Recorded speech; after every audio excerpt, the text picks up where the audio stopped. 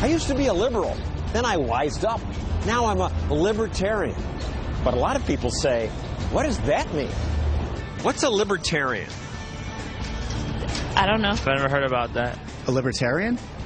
A librarian that maybe takes too many liberties? He's probably thinking of libertine.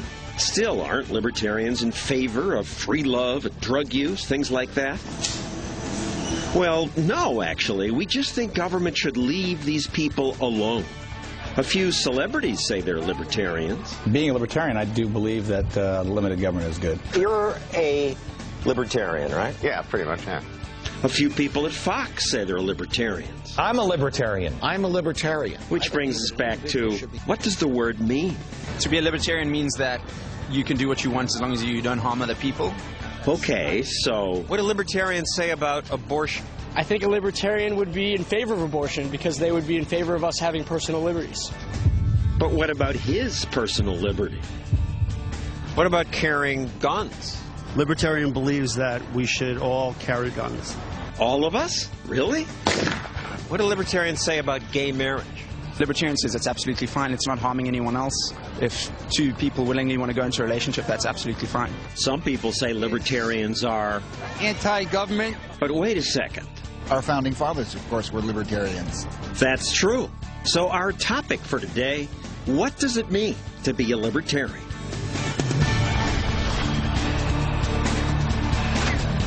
And now, the man who shatters conventional wisdom, John Stossel.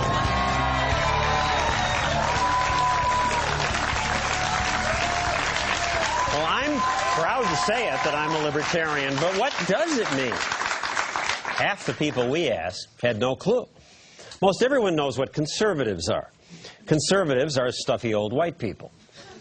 No, that's not fair. Conservative generally wants to conserve traditional values. They're anti-abortion, pro-gun. They say they're for limited government, but they're pro-drug war and favor some other wars. They tend to believe in nation building. Liberal. What's that mean? Well, liberals are scruffy hippies. No, that's not fair either. Liberals are less concerned with traditional values. Most are anti-gun, pro-abortion choice, anti-war, and in favor of a big, powerful government that's supposed to make life gentler and kinder for people.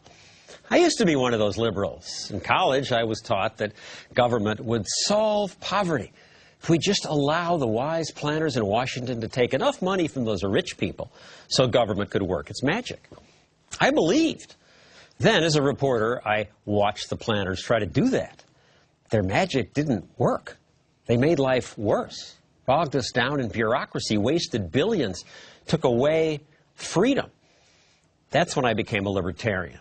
Now, our first two guests tonight are smarter than I. It took me 30 years to figure it out, but P.J. O'Rourke and Andrew Napolitano caught on much more quickly. P.J. O'Rourke is a best-selling author whose books like Eat the Rich are wonderful introductions to the foolishness of big government. I've stolen parts of his books and adapted them into my TV special, so thank you very much for that. Fox News judicial analyst Andrew Napolitano used to be a judge. Something about being a judge made you a libertarian? You're watching what the government tried to get away with in the courtroom and realizing that almost every time government lawyers came into the courtroom, their arguments were not to enforce the Constitution, but to permit the government to evade or avoid it. Well, the Constitution is this I happen to have one here, actually. Is this narrow document. At the time, there was slavery. I mean, now we have much more money. We have all kinds of ways to help people. Well, the Constitution was written in good times and in bad. It codifies the natural rights that individuals have that come from our existence as people. They don't come from the government. And it confines the government, as Jefferson said, chains it down, as Justice William O. Douglas said, to keep the government off the backs of the people. That's the way it's supposed to work. But when government lawyers... When government lawyers persuade prosecutors in black robes, otherwise known as judges, that the government should be able to get away with whatever it wants in the name of safety or convenience or central planning, then the Constitution doesn't work. I'd say we had a chain shortage. Need to get that government chain back down a little tighter. It's got loose. Why? Aren't pollution control rules good? They're not in the Constitution. I leave that to the lawyer here, but I'm sure that there are all sorts of wonderful rules that you can make. Those of us who have children are forever making wonderful rules. No wee before your homework is done, etc. You know, it isn't a matter of so much of the rules you make as of the way you enforce them. You know, if I enforce the wee rule with I don't know, limitations on dessert and candy, if I enforce it with a coat hanger, it's another matter. And then it's also a matter of whether the rules have any relationship to reality. I mean, you could forbid, as there were kids I grew up with whose parents went to very strict churches, no makeup, no dancing, no rock and roll, well, now for all I know, that's right. But just try enforcing it on the But there's a big difference between parents and government. Let's tell that to the government. Let's actually sometimes tell that to the parents.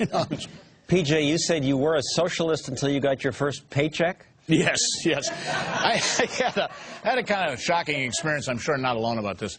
I was a hippie for a long time, so I didn't really have a job. I didn't really think about this stuff. And then I kind of like the hippie thing. I kind of ran out of steam with the hippie thing, and I was out of money. And I got a job for $150 a week. Not bad. Yeah, not bad. Back in 1970, 71, and I got paid every 2 weeks. I'm really looking forward to that $300, and so was my landlord. And I get my pay, and I net out at like $178.31 or something after federal tax, state tax, city tax, Social Security contribution, health care package, pension fund. I was really interested in that at that age, union dues, whatever it was. I net out at about half of what I made. And I said, wait a minute, I'm this political leftist. I've been rioting and screaming and yelling and demonstrating for socialism in this country. And I just found out we have already got it. I just took half my pay. And you also say giving power to government is like giving whiskey and car keys to teenage boys. Yeah, not a great idea. Maybe one or the other, but not both at the same time. All right, more seriously, back to the pollution question. I mean, this isn't a perfect document. Correct. At this, well, it's at not slavery. Meant to be all our laws. It's meant to put a confine around the government. It's meant to recognize that there are areas of personal behavior immune from government regulation without bringing someone into court. For example, if I use my speech to harm someone, they can sue me. And a judge will decide, a neutral jury will decide if my rights, the exercise of my rights, have violated someone else's. But for the Congress to write a law saying you can't use those words, that's the government taking my rights away from me without due process, without a trial, without fairness. That makes all the difference in the world. Following up, John, it was a very interesting point I just came across not long ago. Alexander Hamilton was opposed to the Bill of Rights, which sounds weird. I knew there was opposition to the Bill of Rights. I assumed it came from slave owners. No such thing. You see, people other than ourselves were considered so different from ourselves as to not fall under the law. So they didn't even think of themselves as being hypocritical in the Constitution. Well, Alexander Hamilton wanted George Washington to be king, and he didn't want us to have states. He just wanted them to be sort of subdivisions of the federal government, which they've become. His objection to the Bill of Rights was smarter than that. He had some lame objections to the Bill of Rights, but his main objection to the Bill of Rights is if you say the government, you have a right to free speech, that implies that the government has some sort of legal control. Why even bring this up? The government is not being given any tools by which it could possibly limit free speech, and you've just introduced the subject.